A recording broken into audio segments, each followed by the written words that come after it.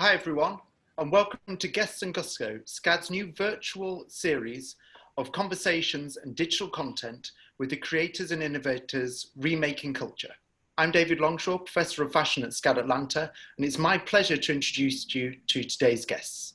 We're joined now by fashion designer and entrepreneur Lauren Chan and Fashionista Editor-in-Chief Tyler McCall. Lauren began her career as a Ford model and spent time as a fashion writer for outlets such as Vogue before going on to be fashion editor at Glamour. At Glamour, she oversaw the fashion features team and owned the size inclusive beat, quickly becoming one of fashion's foremost experts on size inclusion. With her new plus-size luxury brand, Henning, Chan is harnessing the medium of fashion to eliminate size inequality. She launched Henning to change the way plus-size women are perceived, and more importantly, the way they perceive themselves. Lauren is joined by Tyler McCall, the editor-in-chief of Fashionista.com, who has also enjoyed stints at Teen Vogue, Vogue Runway, and WWD. Tyler has covered fashion shows spanning the globe from Paris and Milan to Moscow and Sydney, and she's interviewed many of fashion's brightest stars. Much of Tyler's work focuses on inclusivity within the industry. Welcome, Laurel and Tyler. We're thrilled you could join us today, and I know our students are really looking forward to spending some time with you. Let's check in with them now before we get started. Hey, SCAD, which part of Lauren's career would you like to know more about? A, fashion features editor for Glamour. B, model at Ford Models. C, fashion writer for Vogue. Or D, founder and CEO of Henning. Answer now for a chance to win a Henning tote bag. We'll get the results to you shortly. Now over to Tyler and Lauren. Hi, Lauren. Hi. How's it going? Oh my gosh. I know it feels so funny because presumably there's all these amazing students and professors watching, and on my screen it's just you and I, so it feels very, very intimate. Right. Intimate. And my Harry Styles album. Is that what that is? Yeah. You are a true fan. Anyhow, we digress. Hi, everyone. We're so excited to be here, especially among the iconic talent that you've been hearing from. I think that comparatively, Tyler and I are new to the industry, even though we've been working for probably about 10 years each. But we're so excited to talk to you about our journeys and the small businesses that we work on, inclusivity, the future of fashion, and all the stuff in between that really true fashion friends are talking about offline right now. So yeah, did you have any intro things you wanted to say, Tyler? About myself? About anything. You know, I love talking about myself. No, it's just that it's great to be able to talk to students right now. It's such an interesting time in the industry, and I think things are changing so much. But I think that students are in the best possible position to kind of deal with this new world. That's a really good way to look at it. It is true, you know, and I think that when you get into years of working, you forget about the bright-eyed, bushy-tailed feeling of being a student and wanting to get out there and you know, edging towards it as hard as you can. Yeah, and that is really exciting. So anyhow, wait, why don't we start by, do you want to tell kind of about yourself and how you got to where you are first, or do you want me to go first? Yeah, so I'll give the short version, because I think we both have kind of roundabout entryways into what we do. But I graduated at the height of the Great Recession in 2008.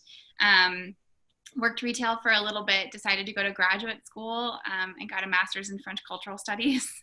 I moved to Alabama for a couple of years after that, where I sold granite countertops, which is a real job. Did you really? Yeah. I found it through an employment agency.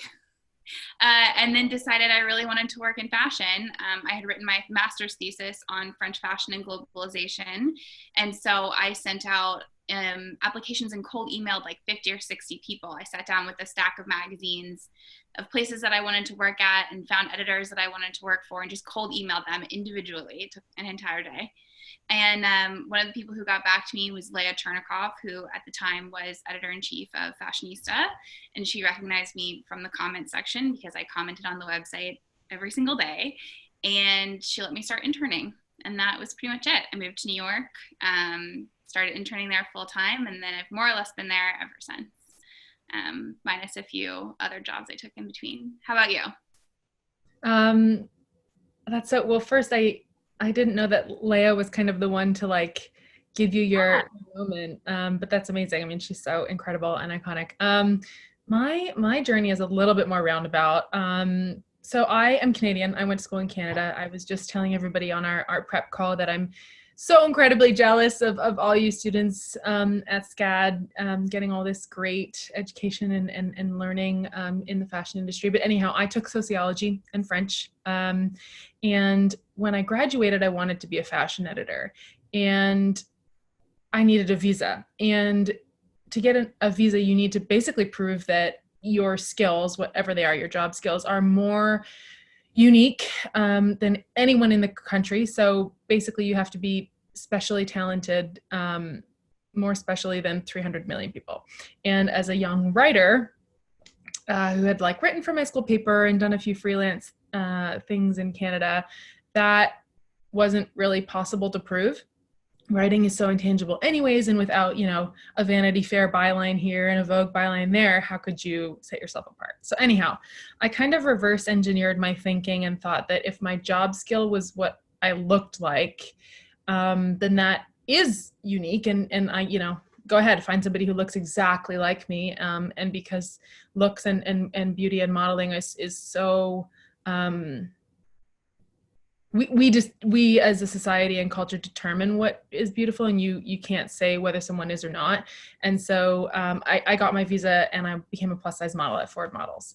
And so then I moved to New York, and I had two separate lives. It felt like I was writing and interning every day at places that were like fashion with a capital F. So I was at Interview Magazine, I was writing for Vogue, I was writing for T Magazine from the New York Times. Where else did I intern? The CFDA, places like that have a lot of clout. And then I was like moonlighting as a plus size model because like 10 years ago, plus size wasn't in the culture. It wasn't cool. We weren't talking about it. There was nobody that made it feel high fashion yet. And so I didn't want to mix them, and there was no really way to do it. And eventually I started thinking that I should mix them, and I started pitching freelance articles about the plus size market. There wasn't that much to talk about back then. I think I remember the Chromat show. I was so excited about it when it went, I think 2008-9 was the season, because it was finally something that kind of I could cover that kind of pertained to both worlds. Anyhow, I did that for about 2 years, and then I landed at Italian Vogue, then Cosmo, and then Glamour, which is where I spent most of my editing career. And at Glamour, I was the fashion news editor and led the features team, covered all of women's wear and everything that, you know, everyone else in fashion does, but had a personal mission to cover size inclusion and plus size fashion at Glamour. And I think that it was just the perfect place to do it. I had an incredible editor-in-chief in Cindy Levy who allowed me to do it on a huge scale. We had, you know, a print column, an online vertical. We did 2 sponsored issues dedicated entirely to size. We had a clothing collaboration with 10 collections with Lane Bryant. You know, I was on Good Morning America and the Today Show. And I think that's partly because Glamour is, you know, the American women's magazine. 1 in 8 American women were reading it, and so it was the perfect audience. I was really, really, really proud of all of that work that I did for about 4 years. And at the end of that 4 years, I had started to feel like I said all that I could say, and I had got all the promotions I was going to get, and I had made the impact that I wanted to have, and I started itching towards more product. After that Lane Bryant collaboration, I worked with Tanya Taylor to help extend her sizes, 3x1 to help extend their sizes, and all the while I really thought that a designer that I wanted to wear, which my style is like Theory, Tibby, Rag & Bone, Joseph, Ellery, was going to extend their sizing, and they never did. And keep in mind, as editors, you know, as you know, we were seeing things a season, if not a year ahead. And so I basically could see from where I stood that no one was working on this in the near future, and I just decided to do it myself. So that's how Henning was born, and that's how I kind of got to where I am today. Yeah, so I want to talk about your time at Glamour before we get into Henning, because I think Henning is super interesting. But tell me a little bit about what the landscape was at the time in women's magazines in terms of plus size fashion, because I think if I remember correctly, again, as your number one fan, Marie Claire, I think, had style at any size, but really most magazines weren't doing anything, especially not a regular column about plus size fashion. So how were you able to create that in such an established institution like Glamour? Well, I think that, I guess to answer the first part, magazines had been doing things in piecemeal. And so Marie Claire Nicolette Mason had a page in there, and it was a monthly print page. And InStyle had done something too. I had been at Cosmo previously, and I had written 2 Cosmo.com articles on plus size models or fashion, and was like over the moon about it. But I think that the big difference, and the difference that I wanted to make, was they felt a little bit trendy, or they felt in passing, or they were, not in the DNA of the brand or of the outlet. And part of that reason was because, in my opinion, no one in-house on that team was plus size or had that passion and that personal beat. And so they were contributing editors, or they were freelance writers. And what I needed to do to make all the work that I made happen was be in pitch meetings and ad meetings and digital meetings every single day, saying what I wanted to cover and talking about it again and again and again. And also, it's like, you cannot get a good read on how something will perform without really giving it its full go, And so if you just do an article here and there, you don't get the full picture and the full, positive impact that you can have by being a size inclusive brand, unless there's someone like doing it all the time. Mm-hmm. So I really do want to get into launching Henning, because as you said, you didn't go to school with a design background or a business background. And so I can only imagine, thinking about it personally, and you and I have talked about it, the idea of starting something from scratch would be so intimidating to me. How did you go about gathering that knowledge and getting those resources and finding somebody who could be a fabric resource or be a factory for you? How are you tracking those people down? Well, in hindsight, like, maybe I'm a bit sadistic, because I have no idea why I would set myself up for something that I had no idea how to do. I think it was part of the reason that I really thought that I could do it was I didn't know all that it took. And so that blindness was a blessing in a way, but also I could do the job that I was doing with my eyes closed. And I'm a very internally motivated person, to my own detriment. And I was just like, I can't be 27 years old and do my job with my eyes closed and do this forever. I've got to be challenged. And now I'm like, okay, let's ease up on the challenges. But how I actually did it was by just doing it and putting one foot in front of the other. And it was so hands-on, and the learning curve was so steep. And I had come from a career where, as a reporter, you observe, you talk to people. Sometimes you are a participant observer, and you report and you write. And yeah, of course you can have sources and do research and this and that, but it kind of comes from you. And I flipped that on its head, and all of a sudden I couldn't physically do what I was trying to make my output. I can't make clothes with my hands. I'm very jealous of all the you students who have incredible talent to make things.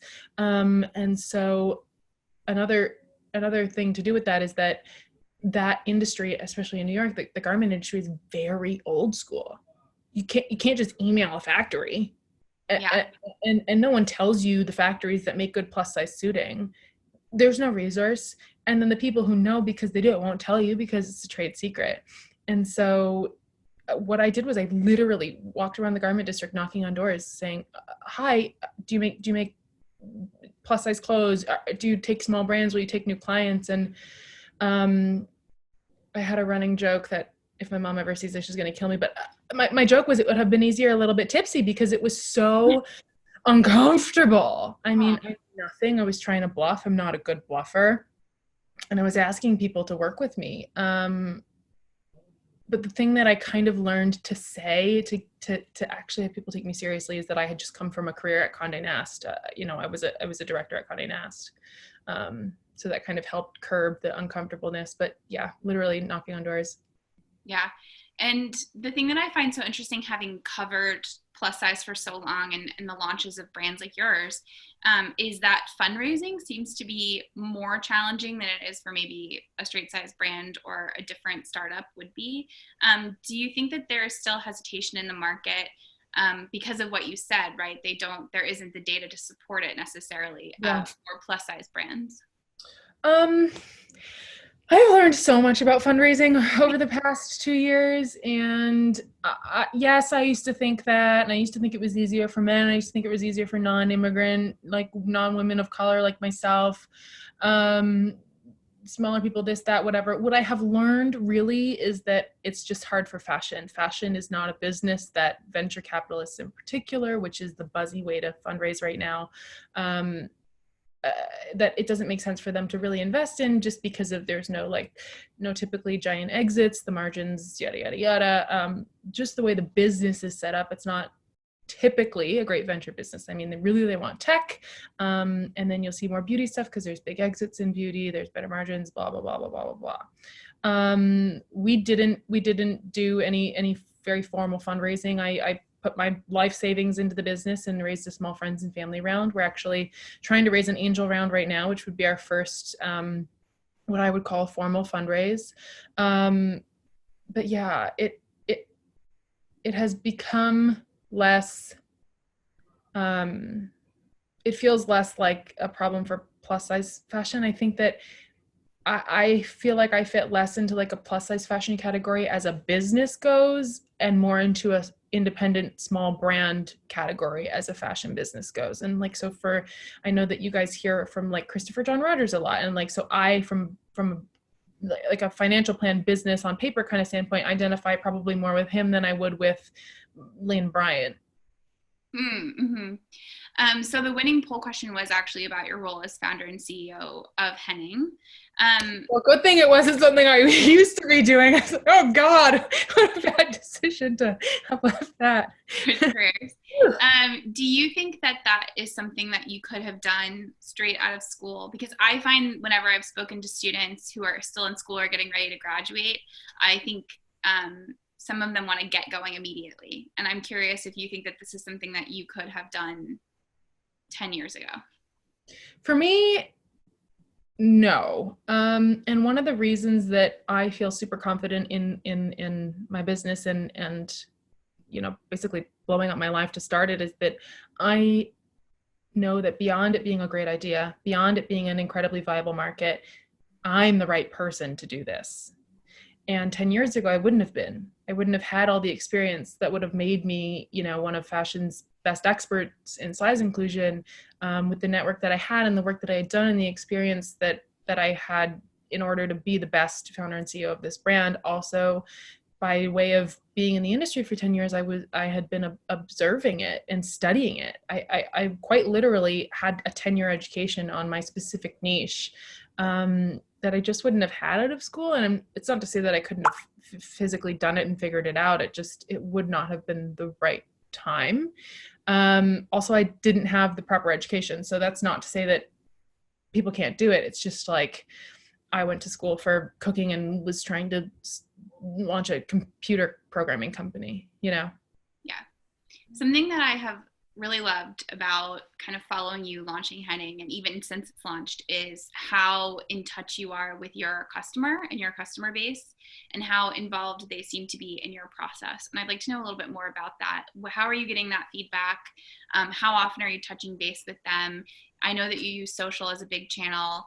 Just curious what your strategy is there. Yeah, sure. So we launched social, which I call Instagram and email programming, 6 months ahead of official brand launch or product launch for all intents and purposes. Partly because I was really antsy and I just needed to talk to somebody else besides my dog about it. And I guess that really was the driving force. However, it was also done that way because I wanted to connect with my customers, my community, before I was like trying to show them product. And I'm very sensitive to that as a consumer. We're very sensitive to that as a brand. I mean, like I want to ask you a ton of questions about what we're currently going through as an industry. And my sensitivity to that has really shaped how we talk about this time and COVID and what will happen after as a brand. But I wasn't dumb enough to think that my opinion was the only one that mattered and everyone thought how I thought. So I wanted to find out. I wasn't dumb enough to think that just because I had reported on it one way or observed it one way that consumers and myself would behave that way when it came to spending money. I just thought it would be really fun to talk to people about what buttons they preferred at the end of the day. And, meanwhile, I was crying in my apartment about buttons constantly. I was like, I remember one day I was agonized over whether I should pick a stretch poplin or a wrinkle resistant poplin. And for some reason my mill, it was the end of the line and my mill didn't have one that was both wrinkle resistant and stretch. And I had to pick, and I'm sitting there like literally in tears because it's like the last little straw of stress on a mountain of stress that had happened. And I was like, why don't I just ask people who are going to buy it what they want? And so, yeah, it was just a really great way to connect with people. And I didn't see a reason why we weren't or shouldn't. Of course, I understand why like big brands can't have that much transparency because it opens yourself up to a lot of future problems. But for us, I always try to think about the advantages of being a small, agile business, and transparency and communication are big parts of that. Mm-hmm. And you brought it up, but I think that you've been doing an excellent job during the current situation or the current crisis, in terms of being communicative and keeping that stuff going. What's your strategy been for that? Yeah, I think that the strategy honestly is that there isn't a strategy. And we can talk about this more together, but I feel kind of similarly now in terms of brand and messaging as I did after the last election. And yeah. I remember that I couldn't go to work and write about jeans for the sake of writing about jeans anymore. I wasn't going to be able to live with it. There was no way I could have done it. Thank God there was some social, good to the tone of what I worked on in size inclusion, because it just felt so cringeworthy and like inappropriate. And of course, there are arguments for fashion not being frivolous just because it's typically a women's industry, and it matters. And what we put on our bodies, affects how we feel, and how we feel affects how we affect the world. Beyond all of those things that we all know, it still felt a little icky. And that's kind of how I feel right now about selling product during a pandemic.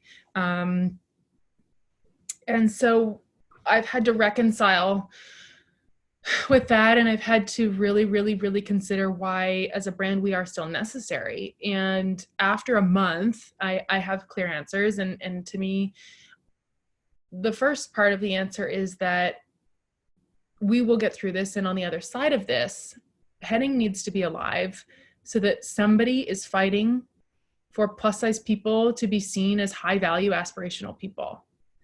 If we're not here, and presumably other small businesses who care about inclusion, size inclusion, are not here because of what happens to the downturn of the market, we will lose about 8 years, I think, of progression when it comes to inclusion. Beyond that, the big brands who have made efforts in past years and have extended size ranges at the moment will have their budgets cut.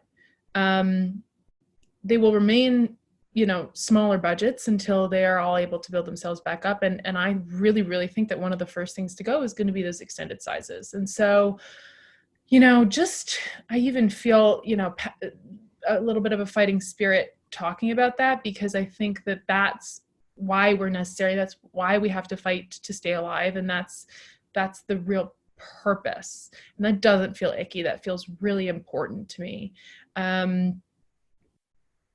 Of course, there's the business case too, right? Like, we produced all of our spring product. We launched a leather jacket last month, and we're launching spring suiting on Tuesday. And so in an effort to keep cash flow going, we're selling those. We're going to go live with them. The leather jacket actually did very well. And so I hope the same is for suiting. But when it comes to talking about the product, when it comes to interacting with consumers, we have changed our tone and changed our content. And so the message there is not, buy this for your Zoom calls, or, you know, you'll wear this in August when it's Leo season and you feel like looking great and you're outside again. It's more, you know, that if you can responsibly shop right now and it makes you feel a little better, go for it. Great, we're here. It's also, if you are a consumer like myself who wants to be more conscious, I'm really proud that our spring collection is leaning in the direction of fewer, better, more well-made classic things. And so it's not trendy. And so those are kind of our messaging points on the product. But yeah, a very long-winded way to answer your question, that we've you know, changed our tone, become more human, more transparent, and more communicative than we already were. Yeah, that's what we're trying to do on the publishing side as well. Yes, I'm like so interested, and I want to talk a little bit more about Fashionista, because Fashionista, for, you know, is a small publishing operation with the, you know, clout and respect and reach of a huge one. I think that's what makes it so awesome and so unique. And I know that you wrote your article on This Is the Way Things Work Now. But what's been going on there in terms of publishing? I mean, I'm sure there are lots of students watching who wanted to get into fashion media. What's kind of changed over there, and how are you all reacting? It's really challenging. I mean, talking to my peers at other places and other publishing companies, even the big ones, are all having the same challenges we are, which is, I mean, as you said, companies are losing budgets. One of the first things to go is advertising. Most publishers run on advertising dollars, even the ones that have subscription-based readerships, that they still need those advertisers. Trying to react nimbly. It's also that a lot of the stuff that we would normally cover, fashion news stuff, doesn't feel, I don't want to say important, because it's still important to those brands, but it doesn't feel necessarily appropriate for the current moment. Or a lot of that stuff gets pushed off because nobody wants to seem like they're being tone deaf either, of course. It's hard. It's a really hard time. I think the feedback that we've gotten is people do still really want escapism stuff. I know I get burnt out reading the news every single day, so it's good to provide stuff. Maybe they're looking for a market story, or, you know, a feel-good story that's not about COVID-19. And then also, you know, something that I've always been really proud of at Fashionista is that we kind of try to cover stuff at the heart of the fashion industry, the people. Today we did a story about, there's a group of beauty editors who started a nonprofit. I don't think it's technically an organization, like a 501c or whatever it is, but it was started actually by our former beauty editor, Cheryl, and a few other editors who use their contacts with beauty companies to get products donated to healthcare workers across the country, which is great. That's the kind of stuff that matters now. Yeah. So it's just trying to focus on that kind of stuff. There's no question to me that when this is all over, we will be entering a completely different landscape across the industry. On your field, in journalism and publishing, it's all going to be really, really different, and it's changing. I mean, by the hour sometimes, but by the day, it's changing so fast. It's crazy. How have you personally? Because I know that, I mean, much of what we talk about when we're not being recorded is the personal side of work and all things related. So, how have you kind of personally kept caring about fashion content in a time like this? Because I know that you're so politically active and educated, and how do you not just like lean fully into that kind of stuff? It's a day by day thing. Yeah. I joke that I just like stuff it down and we'll deal with it later, which is not healthy. You know, to me, it really, I feel I don't mean this to sound like dramatic or silly. I feel incredibly attached to people in this industry, to people who I know who work in PR, who are having their own challenges, to people at brands, to designers. And I know that if we're having these problems, so are everybody else. And I want as much as possible to come out of this with all that talent still protected and still able to have a job. And I see my part in that as keeping a flow of information and a website going that is a platform for those people. I put out an open call if designers wanted to publish an open letter, yes, or anything like an op-ed like that on Fashionista, I would welcome it. Tanya Taylor actually did one last week, which I thought was hers was great. I loved that it broke down into like steps. Yeah. And action items.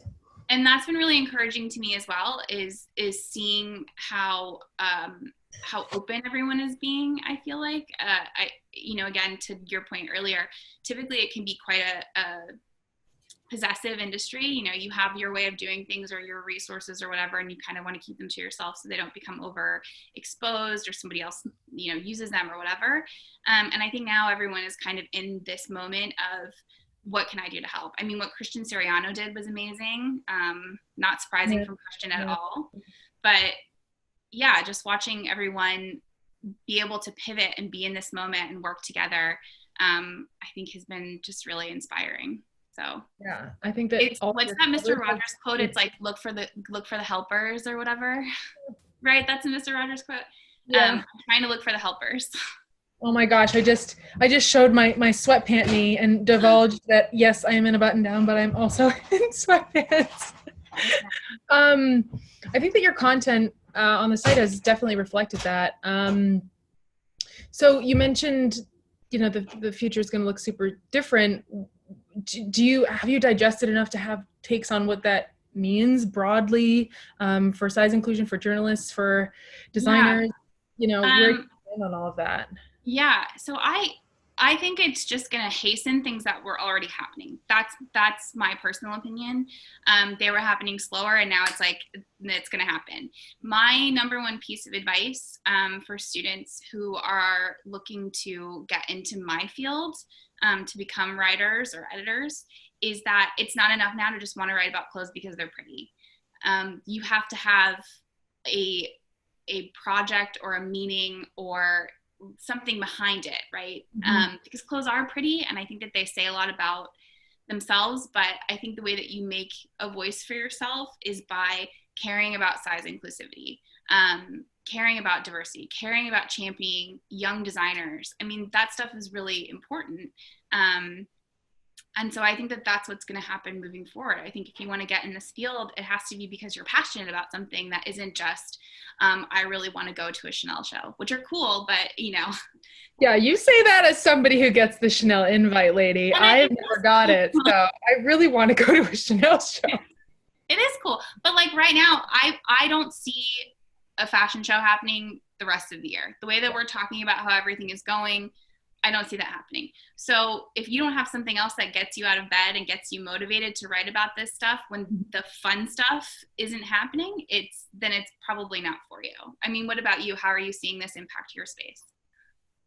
Well, I guess I was going to ask you, and what I think about a lot these days is that, yes, the things that will give you an edge, and the things that have given young people like you and I think like a little bit of a fast track in our careers, is things that have to do with some form of social good. So whether you're supporting young American designers, or young designers anywhere in the world, that's my glamour talking, American designers, or you care about diversity and inclusion for some marginalized community, yada, yada, yada. Sorry, I had to plug my computer in, and now I've lost my train of thought. What I mean to say is that, yes, those things are the things that have felt of the utmost importance in fashion, certainly fashion media over the past 4 or 5 years. I also think they're going to be the first things to go. So how do we protect the things that, to a whole generation of fashion people, feel the most important, without question? And that's kind of what I've been thinking about lately, and that's kind of what I've been trying to put into an action plan or steps to do. And I don't necessarily know the answer. My answer, I guess, how we've been behaving is to like get really transparent with our community and consumers, and tell them that, and engage with them, and offer them ways to support, beyond just voting with their dollars by buying things. yeah, I don't know. How do we protect that? Like, what do you see happening? One thing that I will say that is happening that is a very clear step to protect that, and I hope that it does enough, is grants, like, you know, Yeah. a comment by the CFDA and Vogue. Anything else? In terms of protecting these kinds of conversations, I think just keeping them at people top that allow us to have these conversations, like, you know, all the young designers that have been so exciting in you know, this industry lately, is like, how are they gonna be sure to survive? How are we, you know, we can't have conversations about size inclusion or racial diversity in fashion without diverse or inclusive designers. Yeah, I think I think we have to keep pushing it. I mean, it's hard. It's hard, like you said, and like I said, it's hard right now when it just feels like there's so much else going on. But I think you actually made an excellent point, which is this is going to end eventually. Mm-hmm. And when it's over, there need to be people and brands and designers and writers who are still focused in on that, who said, okay, you know, we put this to the side for a minute, but it's still important. We can't lose this progress. I think that it's just going to be important to not forget about that kind of stuff. Yeah. I'm going to open it up for Q&A. Sorry? I'm going to open it up for Q&A in a minute. I just wanted to let everyone have any questions in. Yeah, then I have one question before we open it up for Q&A for, I guess, for the both of us, and my question is, if you are a student right now, and like yourself, you've been through this, you're about to enter a job market in a recession, or at least in a downturn, or just in like a weird time. What's the silver lining of that, or what's the advantage of being a student, or what can students do? Yeah.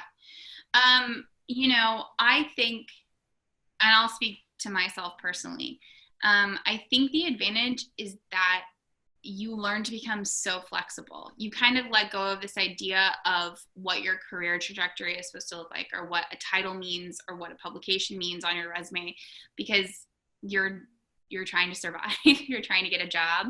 Yeah. I worked retail for a year after I graduated college, and I can tell you that I was probably a brat about it, because I thought, oh, I went to school and I wanted to be doing something else. And now I work at Old Navy, changing the sale signs every week. But it was a risk for me.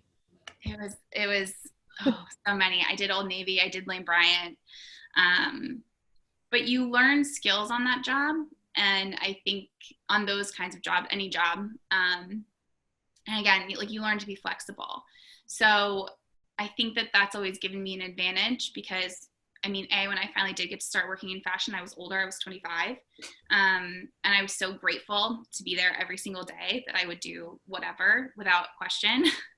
And I never got attached to this idea of like a place that I was supposed to be working, or a title I was supposed to have, or a show that I was supposed to be able to go to.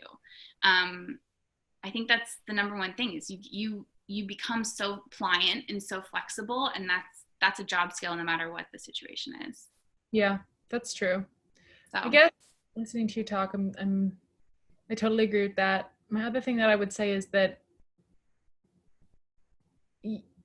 and it's become apparent to me as I've tried to like be on Instagram live prep calls with you know, founders of other companies who are a bit older than me, who, you know, by no fault, I'm not saying anything negative, but need like a lot of instruction for things that are second nature to young people who are social users all the time. And I think that that's a lesson in really young people understanding what they inherently are good at, what can be translated to a skill, what is valuable, and considering that a skill. Like, being great on social is a skill. YouTube right now, if you are a great, you know, YouTuber, or have the ability to be, or have the ability to do it for a brand, oh my God, amazing. And so I would say trust that what you're good at is valuable. I think that especially in fashion, when you're young and you aren't, you know, a heralded fashion critic, it can feel like your skills are not as valuable. There is a lot of imposter syndrome. And I just want to encourage everybody listening to know that what they're good at matters. And there's a way to make it super valuable in the marketplace, in the workforce. And also that if you as a young person see problems or holes or just like ways that things are done that don't make a lot of sense, and you're not sure why they're done that way, like bark up that tree. Find out what the answer is, because you very well could be right. They could be being done in a way that makes no sense, that isn't viable, and that should be changed, especially in a recession, in an effort to like make our industry more efficient. And so be nosy in that way too. Yeah, I can tell you, like so many other millennials, I'm using this as an opportunity to get on TikTok, and I love it. And I think it's the funniest thing. And I cannot figure out what the secret is to making a video for my life. Like I've made a few and I'm like, this is not funny. I am for this. But brands are going to be looking for that soon. You know what I mean? So, I mean, anything that you're doing, and I think kids are getting so creative I see TikToks that blow my mind. That's a job skill. So Absolutely. When Instagram first came out, when I was, oh my God, I'm going to age myself, but whatever. When Instagram first came out, like no one was using it. And it was, I only had it on my iPad because I didn't even have an iPhone yet. And like now look at Instagram, and beyond like the way that we generally think about Instagram as influencer work, the marketing teams that work on that make huge salaries. And there's some of the people in all of the companies that I've talked to that have been kept on board as the fat gets cut, because it's important. Anyhow, Q&A? Do we have questions? Q&A. There's some really good ones. I don't know how. Okay. So this one says, hi, Lauren, I'm a graduate student in interior design, and my thesis revolves around creating a retail environment that promotes body positivity. Do you have any suggestions for creating a retail environment that promotes inclusivity? And I think that's great because a lot of people get that wrong. Yeah, that's so interesting. I mean, it makes me think of fashion shows where, I mean, Tyler, you and I talk about this all the time at fashion shows. I can't understand like this small. People think that your hips is the size of an 8x10 piece of paper. That's what they put. I mean, if I know this is super fancy, but you know, generally you've got the paper with your name on it, and then there's another paper right there with your seat. And so I just never understood, because even if you're not plus size, I don't get how you fit in that. You know, I have been sitting, I told you when you're at a show where I had a front row seat and I was like, I'm sitting in my seat. I had one butt cheek on the end of the bench and one butt cheek. I've had the one butt cheek off the side, and like I was like doing a wall sit. My quad was like on fire, but I was like, I will sit in my seat, damn it. My seat. Yeah, so I'm just keeping in mind like how much space bodies can take up, and creating an environment where in a way you know, ipso facto won't be making anybody feel excluded or different because the space isn't size friendly.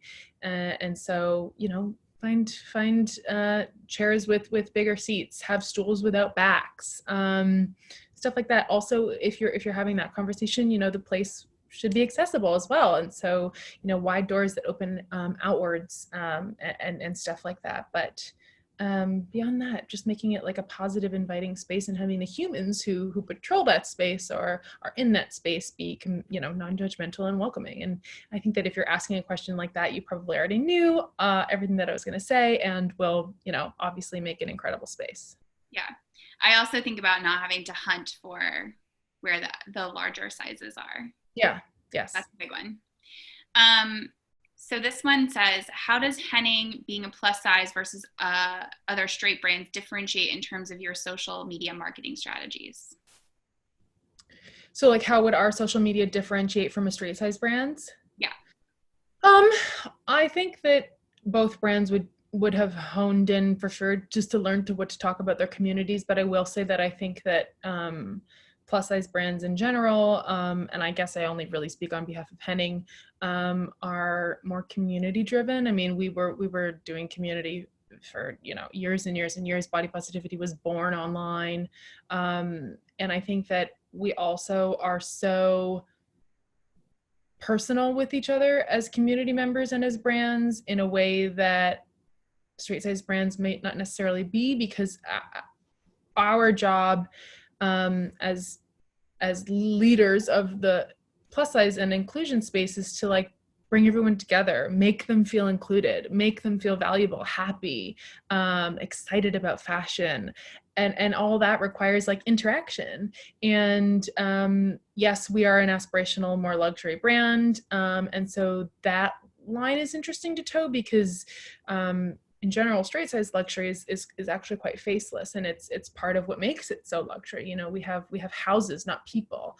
And so yeah, that's been an interesting challenge. And we always do a gut check on that because yeah, straight size brands tend to be a little less personal. I think that the new wave of direct consumer success stories in fashion, in straight size fashion are challenging that a little bit, but yeah, plus is more community driven.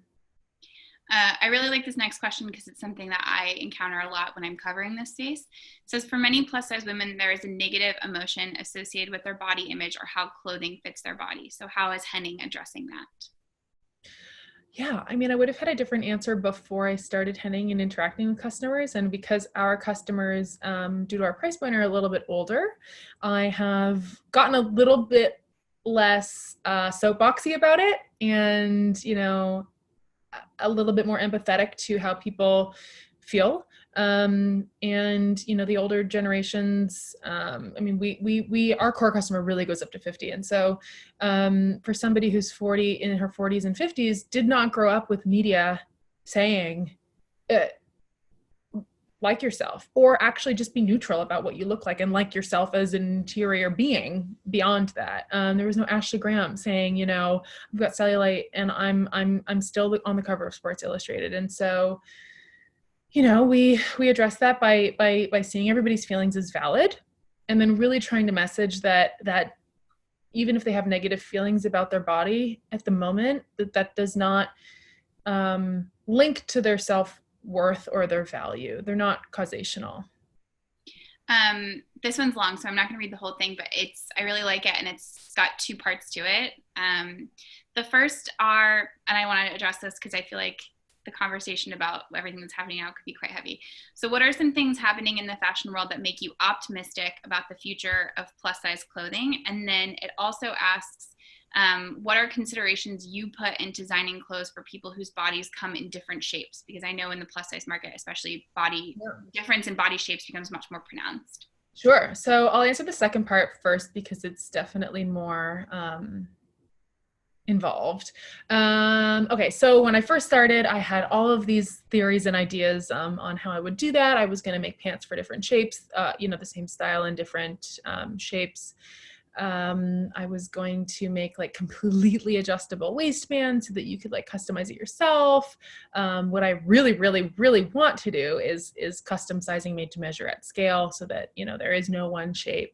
However, many pattern makers told me that I was crazy. It was so much money. It doesn't really work. And if a pant is a good pant with the right material, it should fit pretty well across the board in the first place. That said, I didn't completely swallow that. And so I think an advantage of being a small business that can do what I want, but also run by somebody who is the consumer. And you guys would be so surprised at how many people run plus size fashion businesses who aren't plus size consumers. And so, for example, like in our button downs, we have buttons in between, secret buttons in these inside plackets to hold the pulling down across the chest. We have gel tape along the inner thigh seams to make that seam stronger and help prevent ripping from chafing when your thighs rub together over time. Our elastic back waists are sewn into the back of the pants, and the back of the pants are all stretch fabric, so it still has some give so that you don't have that like ruched yucky panel. We did double vents on everything because ergonomically it just like flows better over the back of the body. We used shoulder pads that are stronger than usually are found in women's wear. It's definitely menswear inspired because I had a lot of women saying that they don't like when their bicep projection is out here and the shoulders in here. And so that's one of the things that we take, you know, very seriously and put very high up on our design process. So yeah, I'm proud of all of that stuff. And what I'm optimistic about is I'm optimistic about everything that's been happening in fashion lately. I mean, we've seen so many more brands be inclusive. We've seen so many more people who care about anything to do with social good and fashion get recognition that they deserve and take a main stage. I think that, like you said, Christian Siriano is a great example of that. I think that all that stuff will still keep happening. And then I think that one way to look at this situation currently with a silver lining is that the things that were always done just because that's how they're done might not stay that way anymore. Mm-hmm. You know, and that's such a broad thing to say, but you know, we're it's a long and boring story, but we're changing the way we manufacture things, and we might not have, I had started it in 2019, but it might not have actually ended up a finished project for another year because it's kind of like a back burner thing that now we're just going to push forward and change. And so I think that I'm really optimistic about the positive change that can happen. I think we have time for 2 more questions. Okay, I'll be fast. So I like this one because this is something that's happening a lot across retail, and you are currently like an online only brand, correct?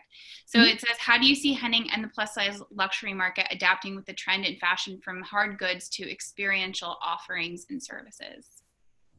Well, I think that had anybody had experiential offerings and services in place or in play at the moment, they've actually really regressed and reeled back. And, you know, there's a new trend where DTC brands are opening showrooms across the country, and now they're all paying rent on showrooms that are really beautiful prime retail locations with no ability to go into them. And so I wonder if that will affect the ability to put budget there. After this, what I think will actually happen is that people will turn those experiences up. But I guess to answer the question, showrooms is the trend that I'm seeing in key cities. We were going to do pop-ups, pop-up shops in partnership with either, you know, local magazines or great hotels, stuff like that, which we will do as soon as we can get back up and running. Yeah. I don't know. It's hard to say because the situation with in-person stuff changes the forecasts change every day now. Yeah. And the last question, I'm going to combine a few of them. I'm not surprised we got a handful of questions about this because it is such a big topic right now, everywhere and in fashion. People basically were asking if you are considering sustainability initiatives like fair wages, natural fabrics, and where you see the industry going in terms of sustainability. Yes, I'm so glad we got to talk about this because it is the thing that I'm most motivated by as a consumer and as a brand at the moment. I haven't bought anything new except from secondhand stuff all year, which I'm like super excited about. And actually I bought new stuff if it's like staples. Anyhow, we already do all of that socially conscious stuff as Henning. So our fabrics are natural. They have stretch in them because plus size bodies fare better with stretch fabric. But you know, our t-shirt is a silk stretch blend from New York. Our wool is a stretch wool blend from Japan, blah, blah, blah. We produce minimum quantities, so we don't have production waste. We are moving to on-demand manufacturing, which means that it'll still be in the US, which is really, really exciting, but we will be curbing all production waste and inventory costs by only making orders after they're ordered. The difference between that and the pre-order is that a pre-order can be a few months. This is a few days we're talking about. We're switching our core suiting pieces to be recycled sustainable fabric. Our garment bags are made from like avocados. And so every single place that we can do it, we're doing it. And I'm really, really, really becoming intensely passionate about it. After you kind of see how things are done, it's a little bit worrisome, and it's a responsibility that you have, should you care about it, to do the opposite and to be better. And so it's a little bit hard as a small brand and a nobody to get people to give you the information honestly, or to then do things differently for you. But you know, you find the people that will, and that's great. And so I'm just trying to think if there's anything else that we're doing. The manufacturing one is a big one, and the materials is a big one. yeah.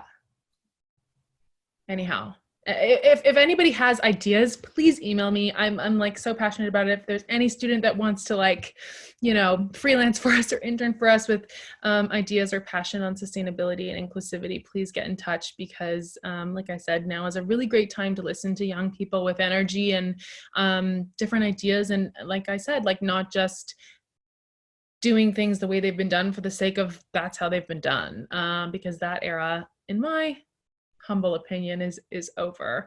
So yeah. Well, Lauren, thank you. This has been such a treat to get to see you and talk to I you. know.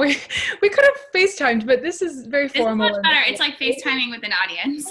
This is all stuff we talk about anyway. Thank you so much for all the questions. I appreciate it. You're best. And I want to thank SCAD, because I've always had such a lovely experience with SCAD and SCAD students, and it's just so special to be able to do this. Likewise, thank you so much for having us, guys, and for listening to us. I'm going to send it back to David now. Okay, Britt, thank you so much for that. That was so interesting. I've really enjoyed it myself. I'd got various things prepped here to say, but I just wanted to say I really enjoyed it myself and found it so interesting. I think there were so many things for the students to think about that are so timely now, particularly. So thank you, Laurel and Tyler. It was really interesting. Thanks for all of you for joining us today. Stay tuned for more Guests and Gusto each week throughout the quarter. Next up, go behind the scenes of Netflix series Ozark with Director of Photography Ben Cutchins today at 5 p.m. And check out our SCAD Daily Fitness every day at noon. We'll see you next time for Guests and Gusto. Bye, everybody.